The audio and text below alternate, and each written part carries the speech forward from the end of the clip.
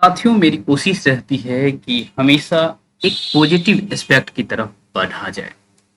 2-4 दिन पहले जब बीएन मंडल यूनिवर्सिटी के द्वारा कहा गया है कि आपको पीएचडी छोड़ना पड़ेगा, या फिर किसी ने न्यूज़पेपर में लिखवा दिया कि शिक्षा विभाग का ऐसा कहना है कि पीएचडी छोड़ना होगा। लेकिन मैंने आपको कहा था कि ऐसी स्थिति आएगी नहीं। तो वही हाल अभी आपको देखने को मिल रहा है कि जब अभी अ, जो कुलपतियों की बैठक राज्यपाल महोदय के साथ हुई, उसमें यही कहा गया है कि अन्य या अलग-अलग विश्वविद्यालयों में जो बच्चे या जो टीचर, अब बच्चे ना कह के टीचर कहना ज़्यादा सही रहेगा, पीएचडी के लिए नामांकन करवाए हुए हैं, ऐसी कोई व्यवस्था करिए कि भाई उन्हें पीएचडी ना छोड़ना पड़े। तो जो बीएन मंडल यूनिवर्सिटी का नोटिफिकेशन था, मुझे पहले से ही लग रहा था कि ये लोग अपने मन से काम कर रहे हैं।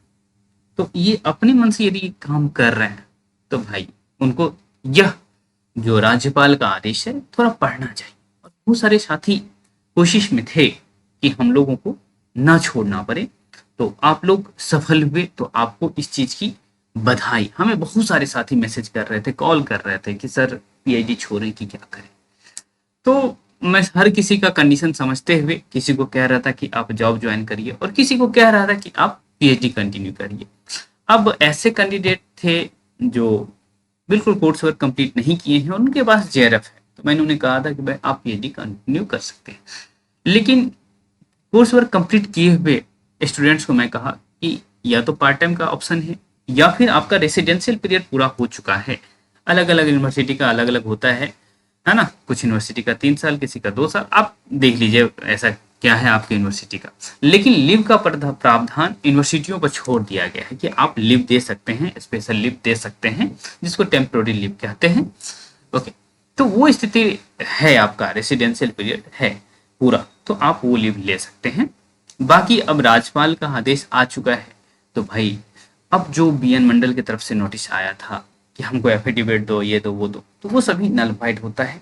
तो बेहतर है, हाँ, मैं इसके ओरिजिनल सोर्स की तरफ अभी तक नहीं पहुंच पाया हूं, लेकिन जैसे ही हमें ओरिजिनल सोर्स मिलता है तो वो मैं ग्रुप में भेजूंगा। पर भाई अब दैनिक जागरण लिख रहा है तो कहीं ना कहीं जिम्मेवारी के साथ ही लिखा होगा, ऐसा मैं मानता हूं।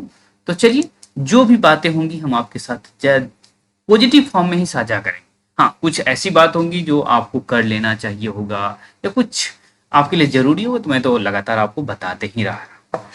तो आप हमारे साथ जुड़े रह सकते हैं, है ना। हमारा जो टेलीग्राम ग्रुप है उससे जुड़े रहेंगे तो आपको अच्छा लगेगा।